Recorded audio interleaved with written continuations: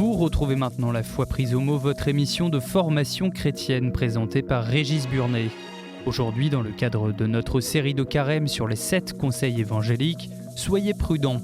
Avec sœur Marie Monet, dominicaine, invitée fil rouge de cette série et rectrice de Domini Universitas, et le père Bernard Pitot, sulpicien et historien de la spiritualité.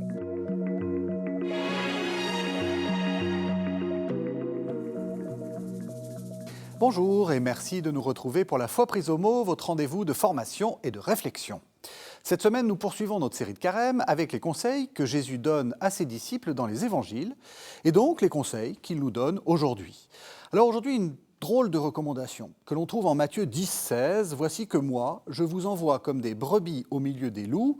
Soyez donc rusés comme les serpents et candides comme les colombes. » Les deux mots employés dans le texte sont difficiles à traduire. On peut les rendre par rusé et candide, mais aussi par prudent et pur. Et c'est une étrange comparaison animalière. Le monde est peuplé de prédateurs et nous sommes des animaux sans défense qui devons pratiquer une qualité qui est propre au serpent. Et vous le savez, depuis la Genèse, le serpent n'est pas très bien vu. Alors, que comprendre ? Peut-être que la clé se trouve dans ce mot grec si difficile à traduire, phronesis, la prudence. Pour en parler, deux invités. Le père Bernard Pitot, bonsoir.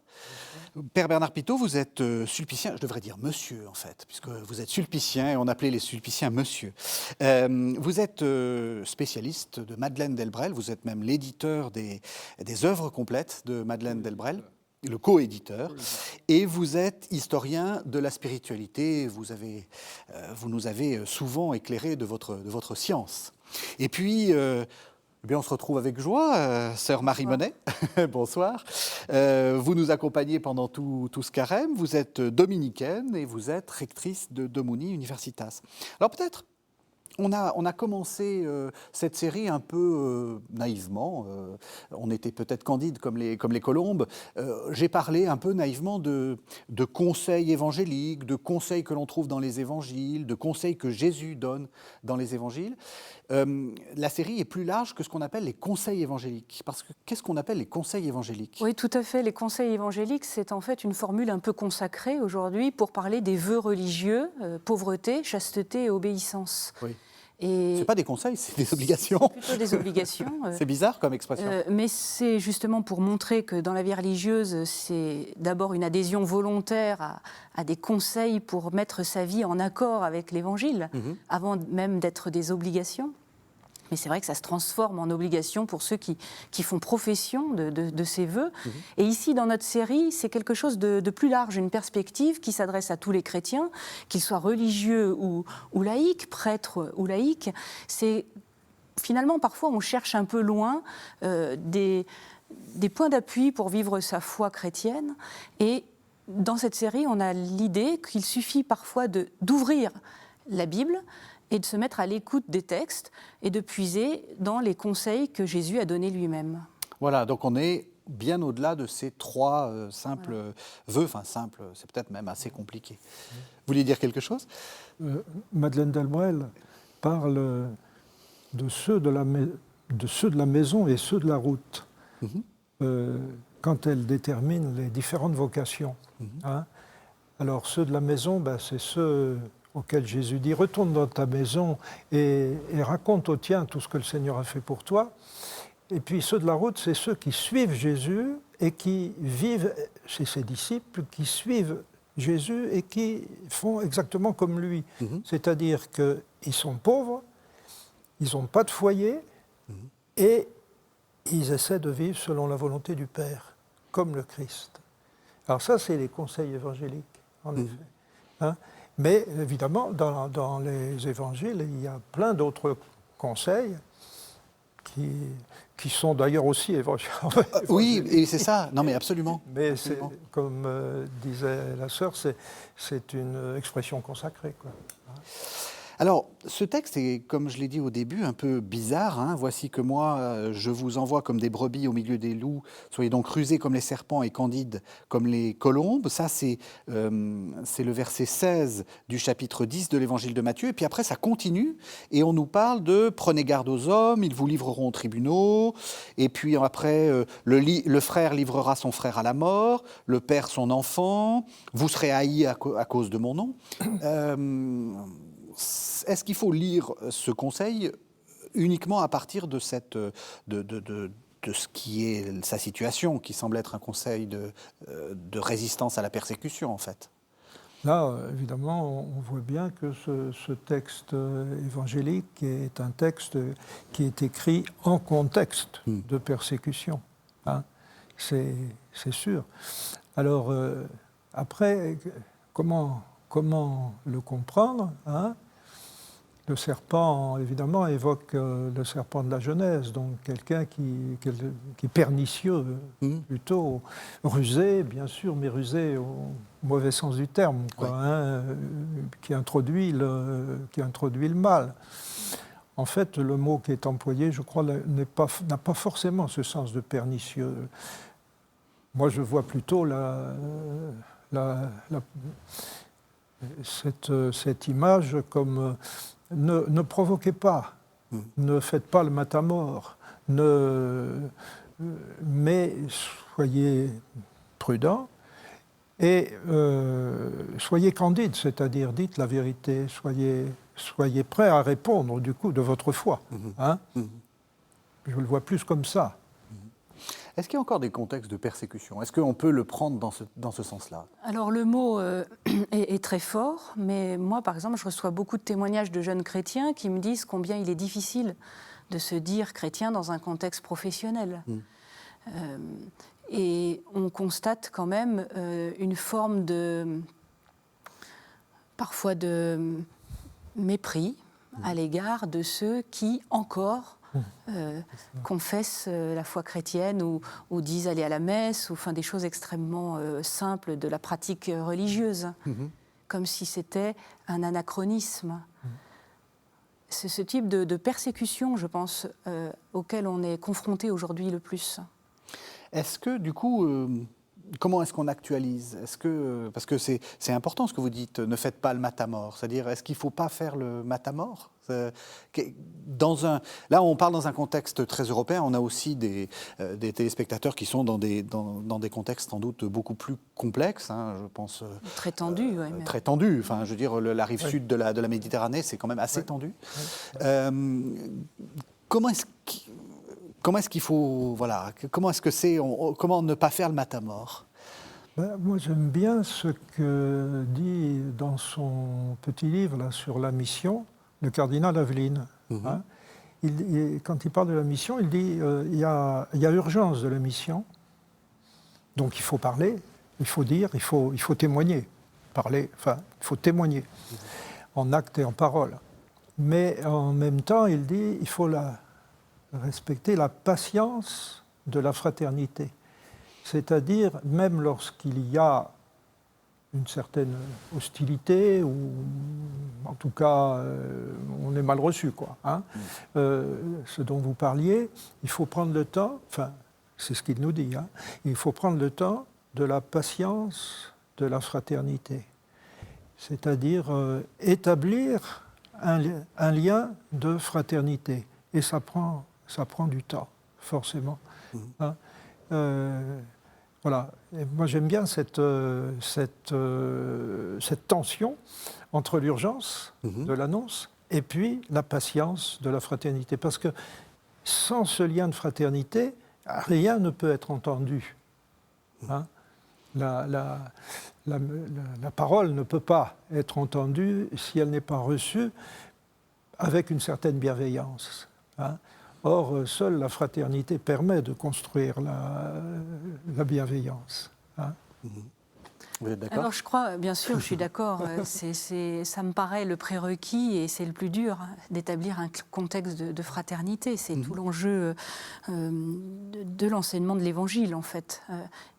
Alors, je pense aussi que l'erreur serait de penser que l'opposition est uniquement entre les chrétiens et les autres. Oui, c'est ça, c'est la question. Est-ce que le monde est hostile ? Nous et le monde, on n'est pas Ouais. du monde, on est dans le monde mais sans être du monde, alors on peut épiloguer sur ce genre de phrase.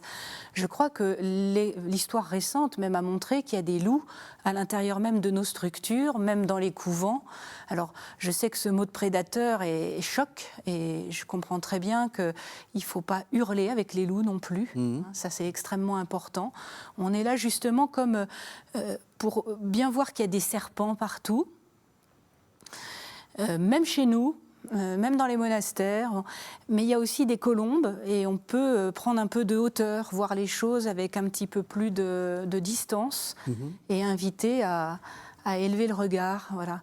Alors, très important de se dire, attention, on n'est pas en opposition avec l'extérieur de ce que serait notre cercle privilégié, restreint, alors que ce soit notre communauté, notre église même, ou même notre confession, mais que les oppositions et les conflits sont aussi en interne. Ça, c'est un thème qui revient souvent dans cette série. C'est ce que j'ai appelé le donatisme, c'est-à-dire cette volonté de faire une société de pur, une église de pur. Qui serait contredite. Ouais. Et plus elle est contredite, plus elle renforcerait la pureté de ceux qui sont à l'intérieur du cercle. Ouais. Enfin, on en a parlé déjà la dernière fois. Ouais. C'est toutes les analyses de René Girard, notamment. Ouais. Comment on fait l'unité en trouvant à l'extérieur le principe de l'unité. Ouais.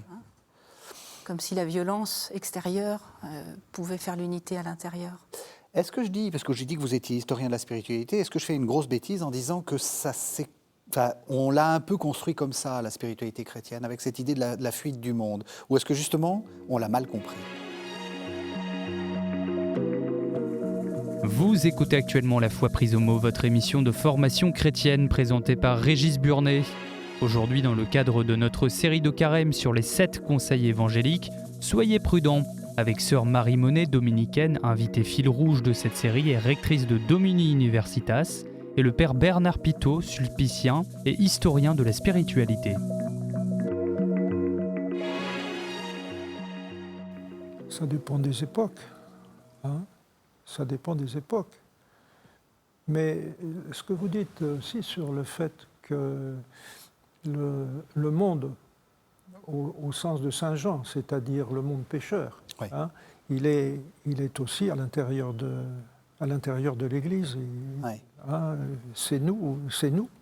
Mais nous aussi, nous sommes habités par l'amour du Seigneur, mais aussi par des résistances et des fautes. Alors, ça dépend beaucoup des périodes. Au XVIIe siècle, par exemple, on voit bien que les maîtres spirituels de cette époque cherchent à retirer au maximum le chrétien du monde, mais parce que ce monde est un monde, en fait, qui les fait vivre dans l'apparence, dans la richesse, dans une forme de mondanité, justement, une mondanité qui est contraire à l'Évangile. Donc, ils ont tendance à la fuite du monde, mais en même temps, c'est parce qu'ils invitent les chrétiens et les prêtres, évidemment, à la sainteté. Ils les invitent à pratiquer les béatitudes, ce qui n'est pas le genre de cette société, de la société de l'époque. Mais est-ce que vous direz qu'à notre époque, ça serait un conseil qu'il faudrait donner ? Est-ce qu'il faut faire ça ? Est-ce que c'est ajusté ? Mais le premier fruit du Concile, et ce que ne cessent de nous répéter les différents papes depuis ce temps-là, c'est que le disciple doit lui-même se convertir d'abord. C'est-à-dire que l'Église doit toujours être en état de conversion et de pratique des béatitudes, si elle veut authentiquement annoncer, si elle veut vraiment annoncer l'Évangile. Si elle annonce l'Évangile à partir d'une attitude qui n'est pas l'attitude évangélique, évidemment, ça ne va pas passer. Et c'est là qu'aujourd'hui, nous sommes interrogés quand même fortement. Ouais. Vous êtes d'accord ? Vous êtes interrogé ? Oui, tout à fait. Et donc, du coup, Qu'est-ce que vous aussi vous conseillez? Est-ce que vous dites il faut... Parce que c'est vrai que c'est tentant de se dire... je veux dire, le monde est tellement différent de ce qu'on en dit dans l'Église. Enfin, je veux dire, on a l'impression qu'il y a beaucoup d'orgueil, beaucoup enfin, je veux dire, comme vous dites, de mondanité, y compris sur les réseaux, etc.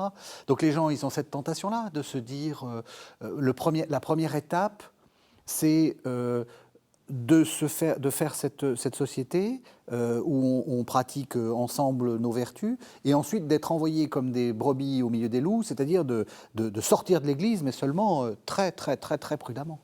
Vous voyez le... Oui, je vois très bien.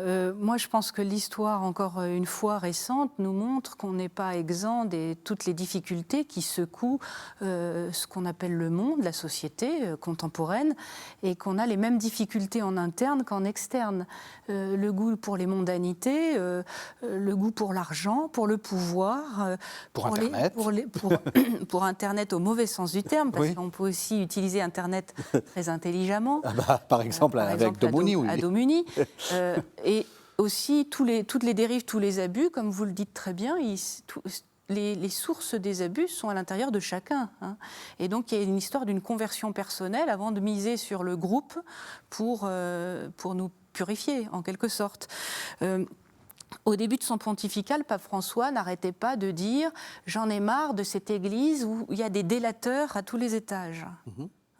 Et moi, ça me faisait me souvenir d'une phrase de Saint Augustin qui commentait l'Arche de Noé en disant « Dans l'Arche de Noé, il y avait aussi des loups et des corbeaux ».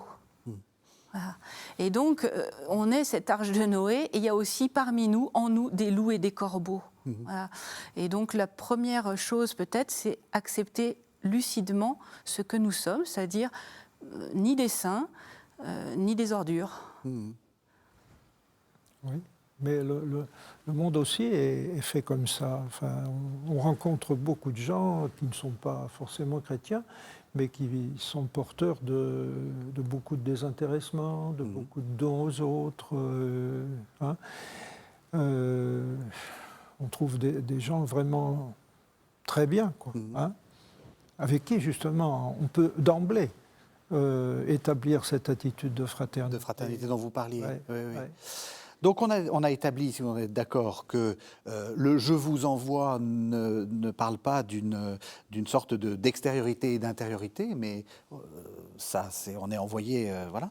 Alors maintenant, cette dualité-là, rusée comme les serpents, candide comme les colombes. Sœur Marie, vous avez essayé de faire un peu le relevé biblique de tout ça. Être rusé, c'est pas forcément négatif, en fait. Enfin, non, j'ai été surprise moi-même de revoir combien la ruse est valorisée dans les écrits bibliques. Et justement, vous y faisiez allusion au tout début, c'est une ruse qui est utilisée, c'est une intelligence des situations, c'est une forme de stratégie utile pour obtenir quelque chose de bon. Et en fait, la ruse, elle est du côté des femmes dans l'Ancien Testament. C'est une vertu genrée. Alors, c'est genré au sens où les femmes de la Bible utilisent la ruse pour faire passer la vie. Un récit que j'aime bien, qui est quand même très difficile à entendre pour nos oreilles contemporaines, c'est celui de Tamar. Tamar, elle a perdu son mari, elle ne peut pas donner de descendance à son mari, et elle va jusqu'à piéger son beau-père, on est limite incestueux, pour être enceinte et avoir un enfant et donner à son mari une descendance. Et c'est la généalogie de Jésus lui-même. Et donc toute la tradition juive va chanter les louanges de Tamar en la mettant du côté de la vie. Alors, je ne prends pas position, il n'y a pas de jugement de valeur sur ce qu'a fait Tamar. Mais force est de constater déjà, que les récits bibliques nous montrent des histoires de chair et de sang, très proches de nos propres préoccupations, dans nos familles, dans nos communautés. Voilà. Et deuxièmement, la ruse ici est au service de la vie. Alors justement, est-ce que vous êtes d'accord qu'il faut... Vous n'êtes pas moraliste, mais est-ce que vous diriez que la vie justifie tout? La vie ne justifie pas tout, non. Non. Non. Alors c'est vrai ce que vous dites, mais l'histoire biblique, elle est parsemée justement de toute la généalogie de Jésus est parsemée. Alors on peut de gens qui ont, comme vous dites, ont eu fait un pas de côté quand même. oui, c'est ça, sont limites quoi. Hein, Limite. sont limites. Alors la vie c'est transmise, mais aussi à travers quand même, à travers le péché quand même, hein, malgré tout. Malgré tout, David, bon, bah, il a été ce qu'il a été, quoi. Oui, c'est un pécheur. Oui. Lui aussi c'est même un assassin. Bon. Donc vous faites allusion donc à la femme d'Uri, donc Oui, qu'il a envoyé faire tuer pour pouvoir en fait la violer en réalité, parce qu'on voit elle n'est pas très consentante. Oui. Bon. Alors, ben voilà. En effet, on ne va pas porter de jugement. Hein. C'est leur histoire, mais quand même. Voilà. Mais comme vous dites, la vie se transmet à travers tout ça. Hein. Alors moi, je me suis interrogée, pourquoi utiliser de telles ruses et pourquoi les femmes de la Bible utilisent des ruses. Je pense qu'on peut faire l'analogie avec des situations d'oppression dans le monde, des oppressions politiques, hein, quand les gens sont sous un régime dictatorial, par exemple, ils vont ruser. C'est-à-dire qu'ils vont essayer de trouver des chemins pour échapper à l'oppression. Et quelque part, la ruse, c'est un peu l'intelligence de ceux qui sont en situation de faiblesse, en situation de vulnérabilité. Je me dis par exemple que des parents doivent s'interroger sans doute quand un enfant vient à mentir. Pourquoi ment-il ? Ce n'est pas nécessairement d'emblée parce que l'enfant est vicieux. Ça ce peut être pervers aussi, polymorphe. Voilà, ce pervers polymorphe dont parlait Freud. Mais n'empêche que si un enfant ment, c'est aussi parfois qu'il n'a pas la possibilité, dans sa situation qui est de fait la situation d'un mineur, hein, juridiquement et socialement, de s'exprimer autrement, par exemple. Et donc, j'aime bien l'écrivain Octavio Paz, c'est un Mexicain, qui montre comment les sociétés avec des groupes minoritaires, presque majoritaires, hein, c'est presque un paradoxe que je dis, mais quand les minorités sont très importantes, donc par exemple dans une situation de colonisation, eh bien, les gens vont mentir, va se développer une culture du mensonge. C'est pas que les gens qui mentent sont plus vicieux que les autres, c'est parce qu'il n'est pas possible de faire autrement pour échapper à l'oppression. Et donc, quelque part, la ruse, c'est l'intelligence face à la force aveugle. Et donc, ça rétablit un peu l'équilibre sur ce qu'on serait tenté de poser comme jugement moral. Vous êtes d'accord ? Ah oui, tout à fait, oui. Ah oui. Ça veut dire que donc, parce que ce qu'il y a derrière, c'est aussi une sorte de hiérarchie des valeurs, c'est-à-dire oui. Mais ça rejoint ce que je disais tout. Faites pas les matamores, quoi. Ouais. Hein. C'est important. C'était très important votre remarque fait, du début. Vous pouvez faire profil bas d'une certaine manière. Hein. Oui. Observer, analyser. Mais si vous êtes devant alors là, soyez candide. Mais candide au sens, répondez de votre foi. Hein. Alors justement, c'est ça le deuxième pôle hein, de l'opposition, rusé comme les serpents ou prudent comme les serpents, et candide ou naïf, parce que c'est le même mot. Comment est-ce que vous le comprenez ? Vous, c'est dire la vérité de l'Évangile, c'est ça ? Ou c'est parler sans dissimulation cette fois-ci ? Sans dissimulation, oui, c'est ça. Soyez clair, hein. Ouais. Soyez clair. Alors Candide, évidemment, Candide aujourd'hui a un sens sans doute un peu péjoratif. Ouais. Hein. Quand on dit de quelqu'un qu'il est candide, c'est qu'il ne connaît pas grand-chose à la vie. Ça dit peut-être beaucoup de choses sur la société d'ailleurs. Hein. Mais oui, mais ça peut être aussi tout simplement vrai, pur. Voilà, n'ayez pas de... ne biaisez pas non plus avec ce qui est vrai et avec ce que vous croyez. Hein. Vous êtes d'accord ? Oui, je suis tout à fait d'accord. Je pense même que ça se cultive, la naïveté, la candeur dont on parle. C'est ça le sens pour moi du conseil dans l'Évangile. C'est une seconde naïveté. On sait bien tout le mal qui nous entoure, qui même parfois est en nous, mais on va cultiver cette seconde naïveté pour arriver à cette simplicité de l'affirmation de sa foi et de toutes les valeurs qui en découlent. Et finalement, cette simplicité-là, elle est beaucoup plus difficile, elle est beaucoup plus complexe que ce qu'on imagine. Elle est le fruit de tout un cheminement. Et je pense qu'aujourd'hui, on en a besoin et que cette candeur-là, elle désarme. Elle est désarmante. C'est-à-dire que arriver face à quelqu'un qui affirme, par exemple, sa foi de manière simple, sans détour, ça amène à l'autre à s'interroger aussi. Voilà. Et c'est bien évidemment sans être dans une attitude provocatrice, matamore, voilà. Mais c'est être là, vrai. C'est un peu ce qu'on disait au début. Tu crois quand même pas ça? C'est pas possible. Pas si, je crois. Alors c'est ça qui est désarmant, justement. Oui. Mais ne pas avoir peur aussi d'être pris pour un candide au sens péjoratif du terme, mais du coup, cette candeur au deuxième degré, interroge. Là, tout à fait. Ouais. En vous entendant, c'est un peu orienté ma question, mais justement, vous êtes vraiment un grand spécialiste de Madeleine Delbrel.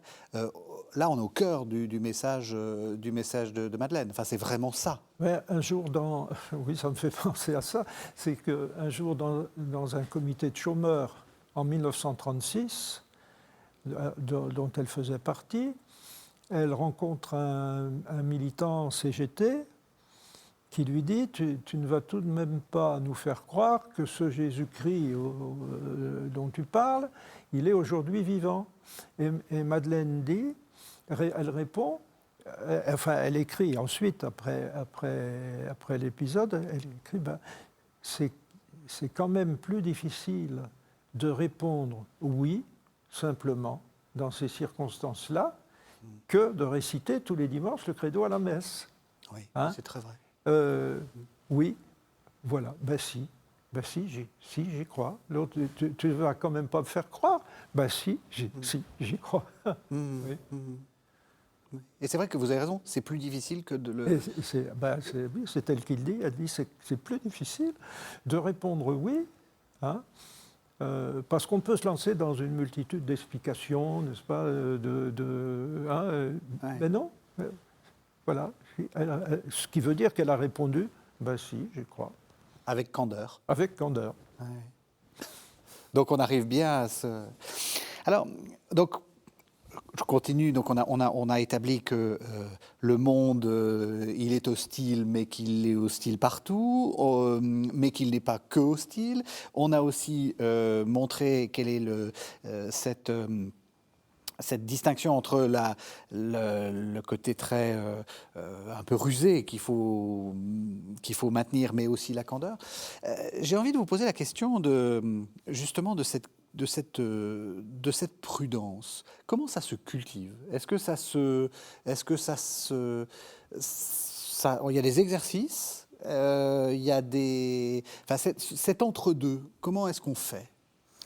Moi, j'ai employé le mot tout à l'heure, intelligence. Oui. Prudence, je pense qu'on peut remplacer le mot prudence par intelligence. Soyons intelligents. Oui. Ne prenons pas les choses sans discernement. Je pense que et on va y arriver. Le Père va y revenir plus encore que moi. Observons, analysons, essayons aussi de voir les choses pas simplement à partir de sa petite personne, dans son petit contexte, mais ouvrons large et grand les perspectives. C'est quoi les causes économiques de telle situation? Quelles sont l'organisation sociale? Dans quel monde sommes-nous? Qu'enseigne l'histoire sur tel sujet? Les situations, elles se répète pas, mais il y a des analogies, on peut aller chercher dans l'histoire peut-être quelques réponses. L'avenir est-il si imprévisible que ça? Bien sûr, il y a beaucoup d'imprévus, mais il y a aussi des choses qui peuvent être un peu anticipées. voilà, donc être prudent, ça veut dire soyez pas le nez contre le guidon, mais ouvrez l'œil de l'intelligence. Et moi, je suis convaincue que tout le monde est intelligent à sa manière. Tout le monde est intelligent. Et je trouve que l'exemple que vous donniez de l'enfant qui ment, c'est très énervant, l'enfant qui ment, parce qu'en plus, il ment mal, et donc on s'en rend compte très vite. Et la tentation, c'est de dire c'est mal. De corriger. C'est corriger. Et donc, c'est avoir cette perspective. Voilà. Qu'est-ce qui fait que dans tel contexte, telle personne n'est pas à l'aise. Voilà, il y a une prise un peu de hauteur, comme je disais tout à l'heure, l'image de la colombe. Donc justement, cette vraie candeur, mais surtout exerçons l'intelligence, exerçons l'esprit critique, pas de critique systématique, mais critique. Voilà. Faites des études aussi. Formez-vous. Oui, c'est ça, oui. Oui, la prudence chez les théologiens, chez quelqu'un comme saint Thomas, par exemple. Alors, je vais pas... Ça, je vous laisse le soin d'en parler, mais... On vous laisse saint Thomas. Toutes les émissions, l'invité que nous recevons parle de saint Thomas. Parce qu'il se croit obligé. Et on parle très bien. C'est vrai qu'on a eu une émission... C'est lié au discernement, c'est sûr. La prudence... Hein, je crois que on dit aussi parfois que la prudence est liée à la providence, que c'est la même racine des deux mots. Hein. Alors, providence, bon, la providence appartient à Dieu, hein, mais c'est aussi prévoir. Ou voir, quand il s'agit de Dieu, voir pour aussi. Hein, donc, la prudence, c'est ce qui permet de prendre du recul, au fond. Quoi, hein. Dans le livre des Proverbes, je crois, il y a cette expression il faut mesurer votre prudence. Or, en fait, je crois que réellement, ça veut dire il faut que la prudence soit la mesure de tous vos actes. Oui. Hein? C'est pour ça d'ailleurs que dans la foi chrétienne, c'est une vertu qu'on appelle cardinale, au sens du cardo, de la charnière, parce que c'est une vertu qui va ouvrir les portes, quoi. La charnière va jouer. Hein? Et donc, à partir de là, on peut ouvrir la porte. Hein? Mais si on n'a pas pris le temps de réfléchir, de discerner, d'écouter, de prendre la mesure de la situation, évidemment, on va se précipiter. La prudence nous invite à ne pas nous précipiter. Moi, je trouve que dans l'Évangile, il y a un texte qui est, pour moi, très parlant à ce sujet. C'est quand Jésus est averti par un messager de la maladie de Lazare.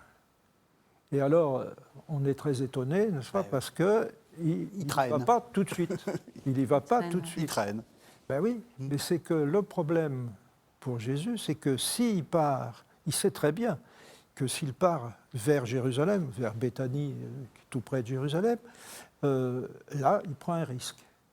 Et d'ailleurs, de fait, il le prendra puisque c'est la résurrection de Lazare qui va être le déclic pour le déclenchement de sa mort. Hein. Et donc, il prend le temps aussi, pour les disciples, de les préparer à ça. Et finalement, il marche avec lui.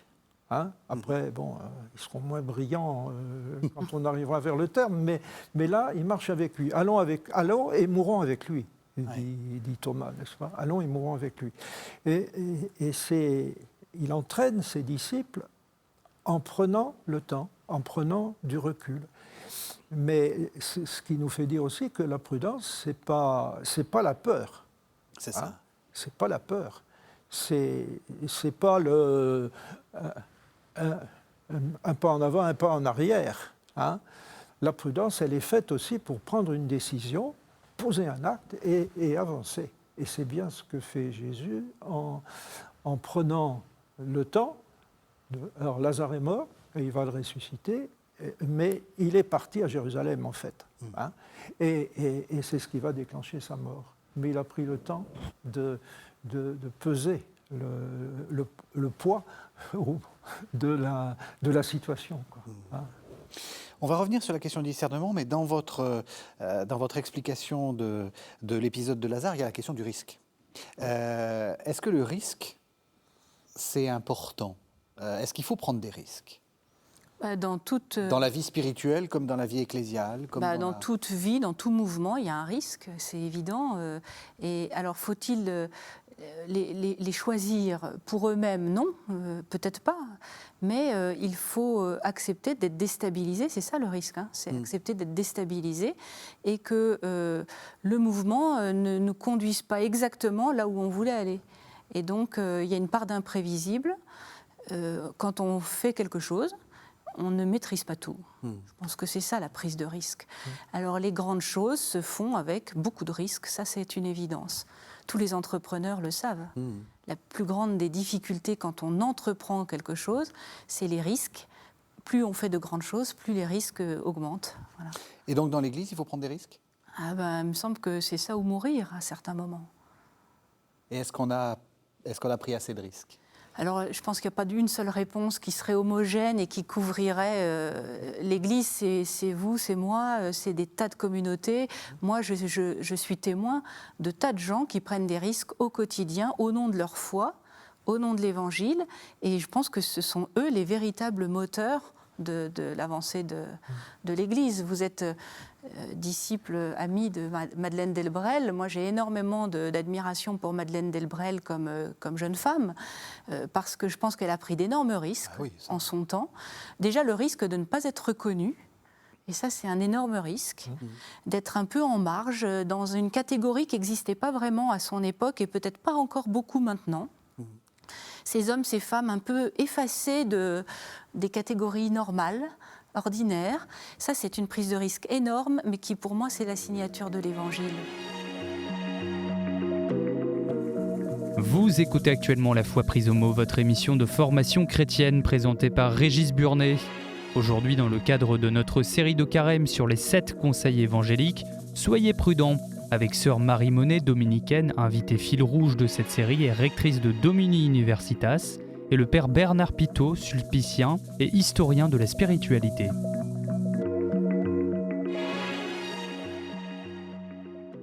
Est-ce que vous êtes d'accord ? Le risque, c'est la signature de l'Évangile ? Oui, bien sûr. Oui.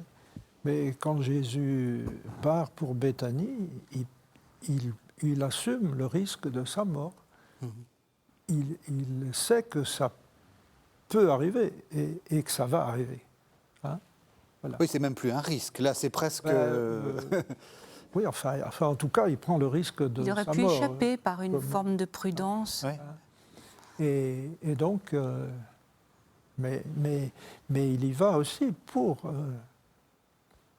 rencontrer Marthe et Marie qui pleurent leur frère et pour ressusciter, faire revenir à la vie Lazare. Hein. Mais dans cette décision qu'il prend, évidemment, sa mort à lui est contenue. Hein. Il n'y a pas de doute là-dessus. L'évangile est clair. Oui, et il n'y a pas de doute sur le fait que lui-même en est très conscient. C'est-à-dire le narrateur vous l'explique, mais c'est ça. Jésus... Parce qu'au fond, ça se passe entre deux décisions, quoi, hein. La décision de Jésus de partir et la décision des grands prêtres de le faire mourir. Hein, oui. Ouais. Pour revenir à ce qu'on disait au tout début de l'émission, choisir d'être chrétien sciemment, sortir simplement du choix, par exemple, de sa famille ou de son contexte socioculturel, dire « je suis chrétien », c'est une prise de risque. Ouais. Et ce que nous dit Jésus dans l'évangile du début, là, je vous envoie comme des brebis au milieu des loups, c'est pour montrer que la situation du risque, du danger, voire même qu'il se concrétise, pas simplement en termes d'hypothèse, mais qu'il se concrétise, eh bien, c'est la situation normale du chrétien. Et c'est presque libérateur ce texte, parce que si ça nous arrive, c'est pas qu'on a mal fait les choses. Il faut pas se culpabiliser de se dire c'est que j'ai peut-être mal conduit mon discours ou mes actions, je me suis pas fait comprendre suffisamment. Non, ça veut dire que la situation normale, c'est qu'il y aura ce risque, cette contradiction, et qu'on sera jamais plus grand que le maître. Oui, je pense le chemin de Jésus, c'est celui de la passion, de la croix. Il y a beaucoup de nos téléspectateurs, y compris, je l'ai dit, du sud de la Méditerranée, pour lequel ce risque est... Il est quotidien. Il est quotidien et il est assumé. Voilà. C'est la vie évangélique elle-même, au fond, qui est prise de risque. Parce qu'il faut toujours lâcher, si on mène la vie évangélique, il faut lâcher quelque chose pour aller ailleurs. Il faut partir d'une certaine manière. Il faut partir de chez soi pour aller vers l'autre. Et on ne va vers l'autre qu'avec une certaine forme de pauvreté, qu'avec de chasteté, etc. Oui.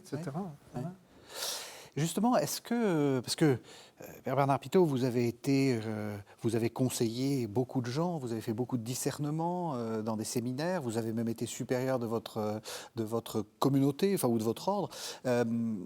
Donc, vous êtes un professionnel du discernement. Oui, ça, vous savez, le professionnalisme dans ce domaine, je m'en méfie beaucoup. Oui. Et je le rappelais, vous êtes... hors dehors de l'émission, on avait fait une émission il y a assez longtemps, je ne crois même pas qu'elle soit encore sur le réseau, parce que c'était avec des contraintes techniques différentes. Et vous le disiez déjà, que là, pour le coup, l'emprise dans la vie spirituelle, c'est quelque chose d'important. Comment est-ce qu'on fait, justement, pour être à la fois rusé et candide ? Quand on est... parce que je vous dis ça parce que je vous en ai parlé juste avant l'émission. Certains des gens que je rencontre, des étudiants, avec tout ce qu'on a entendu sur l'emprise spirituelle, etc., maintenant disent « Ouh là là, les maîtres spirituels, les directeurs spirituels, on n'en veut plus ». Qu'est-ce qu'il faut répondre à ça ? Bon, il ne faut pas forcément répondre. Oui. Mais ce que je crois, c'est qu'il faut bien faire en sorte que ce soit les gens eux-mêmes qui prennent leurs propres décisions. Et que le rôle d'un accompagnateur, c'est d'écouter, d'écarter les obstacles, pour que les gens puissent justement se libérer suffisamment soit des contraintes qu'ils ont, soit des résistances intérieures qu'ils ont pour pouvoir prendre leur décision, qui sera ce qu'elle sera. Mais l'accompagnateur ne doit surtout pas peser sur une décision parce que c'est celle qui lui plairait le mieux. Chacun, et donc là, c'est pour ça que c'est très difficile et qu'on n'est jamais, moi, je dis souvent, celui qui croit qu'il est un bon accompagnateur spirituel ne l'est déjà plus, si tant est qu'il ne l'ait jamais été. Parce que... Ça fait du bien d'entendre ça. Parce qu'il faut toujours faire attention à ça en soi-même. Et avoir les moyens aussi de vérifier que, tout simplement, que l'on écoute quelqu'un, ce qui n'empêche pas d'intervenir. Ça, c'est bon. Mais ne pas peser sur une décision. Beaucoup de gens me demandent qu'est-ce que je dois faire. Je ne sais pas, mais regardons un petit peu vers quoi actuellement vous sentez que l'Esprit Saint vous conduit. Si c'est ça, on va vérifier que c'est vraiment ça, puis si c'est ça, allez-y. Avec les risques que ça comporte. Avec les risques que ça comporte. Puis après, on vérifie. On vérifie. évidemment, l'accompagnateur, il peut mettre aussi des garde-fous. Ce n'est pas n'importe quelle décision qui sera bonne. Il faut qu'il soit prudent aussi, quoi. Hein, oui, c'est ça. Qu'il fasse attention à ce que, surtout si c'est un jeune qui peut être pris dans un excès de bonne volonté. Bon. Donc il faut doucement, attention, prenons le temps, réfléchissons. Bon, voilà. Mais surtout qu'on écoute suffisamment pour que la personne soit vraiment elle-même devant Dieu. Hein.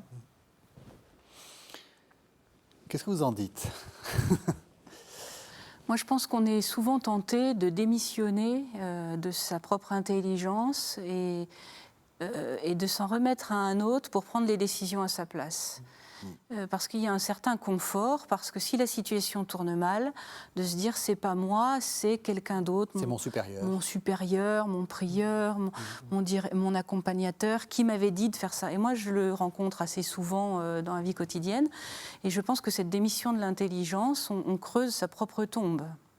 Donc, si on le dit positivement, chacun doit prendre ses responsabilités, chacun doit éclairer sa conscience, prendre des conseils, s'appuyer sur l'expérience des autres peut-être, mais voilà, au final, exercer son intelligence pour prendre ses décisions et assumer ses risques. Oui, mais je suis d'accord, parce qu'il y a... Mais justement, est-ce qu'il faut se méfier ? Est-ce qu'il faut être plus, colombe que serpent ? Moi, je pense que si Jésus a utilisé les deux images, c'est qu'on est toujours traversé par des tensions un peu contradictoires. Il n'y aura pas une réponse confortable, Régis. Oui, non, mais c'est... Donc, je pense qu'aujourd'hui, en 2024, il faut se méfier de ce qu'on appelle l'accompagnement spirituel. Pourquoi ? Parce que ces toutes dernières années, ces tout derniers mois, ces toutes dernières semaines, on a vu que c'était des lieux très, très importants d'abus.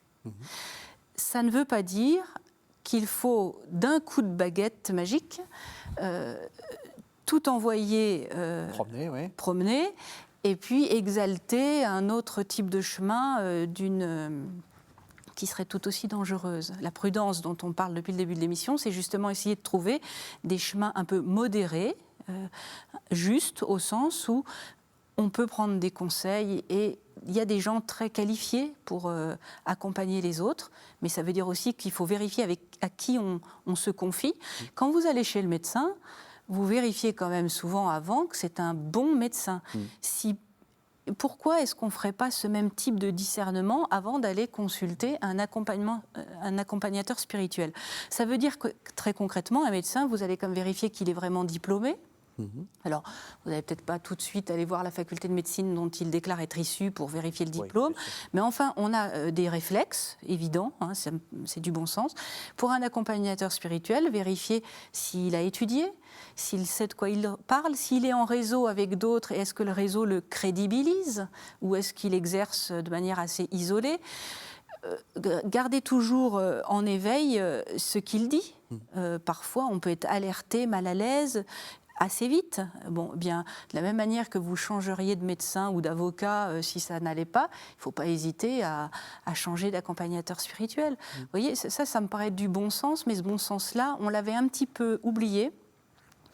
Pour exalter la figure du directeur spirituel ou de l'accompagnateur spirituel, comme si c'était presque un fruit de la vie spirituelle, de s'abandonner dans les mains d'un autre. Et quand je dis ça, je sais ce que je dis aujourd'hui. Malheureusement, ça sonne très, très mal.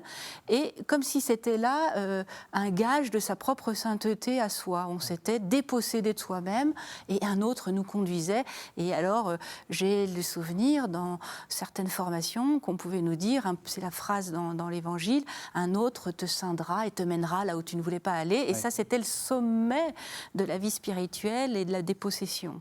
Bon, Mais ben c'est l'Esprit Saint. voilà. Saint qu'on parle. On parle de l'Esprit Saint, on ne parle pas ni de son supérieur, ni de oui. l'accompagnateur spirituel. Oui. Donc, soyons quand même intelligents sur ces situations-là et ne soyons pas les propres artisans de nos difficultés. Est-ce que vous êtes d'accord? Ah ben oui, tout à fait, oui. Oui, bien sûr, oui. Est-ce qu'on peut s'en passer justement de quelqu'un qui nous aide à être à la fois prudent comme le serpent et candide comme la colombe? Beaucoup de gens s'en passent et mènent leur vie chrétienne de manière simple, sans avoir besoin d'un accompagnement régulier. Mhm. À certains moments de leur vie, ils peuvent éprouver le besoin de parler davantage. Hein. Et puis il y en a d'autres qui, oui, à certains moments, on peut être amené à avoir en particulier au moment des choix, quoi. Hein. Bon, des choix importants, bon, ou aussi faire le point, bon. Mais ou s'il y a une question un peu grave, un peu sérieuse qui se pose, on peut avoir besoin de parler. Puis il y a aussi des gens qui choisissent un accompagnateur et qui cherchent à répondre le plus possible à l'appel de l'Esprit Saint dans leur existence. Bon, ou parce que quelqu'un un jour les a vraiment écoutés, ils continuent. Hein? Mhm. Ils continuent parce qu'ils ont vu que ça produisait des fruits dans leur vie spirituelle. Que ça leur fait découvrir des choses qu'ils n'avaient pas découvert avant. Et donc, ils ont envie de poursuivre, ils ont envie de continuer. Mhm. Hein? C'est très varié, ça. Ce que j'aime dans ce que vous dites, et parce qu'on arrive à la fin de l'émission, et je me disais, comment est-ce qu'on va conclure? Là, vous nous donnez une piste, vraiment écouter. Ah oui, oui, c'est... Vous avez raison, moi il y a beaucoup de gens, d'abord, j'ai écouté beaucoup de gens. Il ne suffit pas de le dire, c'est ça le problème. Je suis d'accord avec vous. Tout le monde va avoir le même discours que celui que je tiens là maintenant. Et même moi, je vais vous dire, oui, il faut écouter, mais est-ce que j'écoute? Vraiment? Vraiment?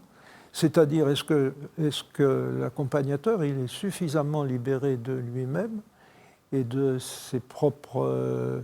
est-ce qu'il est suffisamment, oui, libre, hein, et libéré de ses propres désirs ou de ses propres goûts, pour écouter vraiment quelqu'un et comprendre où l'Esprit Saint le conduit. C'est pour ça que je dis il faut aussi se méfier de soi-même, quoi. Hein. Il ne faut pas toujours être en train de se demander si... mais quand même. Hein. Est-ce que ça ne nous ferait pas, on arrive à toute fin de l'émission, ça ne nous ferait pas une conclusion à cette émission? C'est-à-dire vraiment écouter ce que nous dit le monde et vraiment écouter ce que nous dit l'Esprit. C'est ça la prudence? Très belle conclusion, qui est en fait une ouverture et tout un programme. Est-ce que c'est un effort de carême? Ah oui, là, oui, je pense l'effort de toute une vie même. Écoutez. Oui, ça peut être un bel effort de carême, d'écouter vraiment l'autre. Hein, et pas lui dire, vous savez, moi aussi. Oui. Et hop. Et hop. Eh ben, on va éviter et hop. Merci vraiment à tous les deux de nous avoir fait mieux comprendre cette phrase de Jésus et ce conseil que Jésus nous donne dans les évangiles. Merci de nous avoir suivis. Vous savez que vous pouvez retrouver cette émission sur le site internet de KTO, www.ktotv.com, et on se retrouve la semaine prochaine pour un nouveau numéro de la série de Carême dans la foi prise au mot.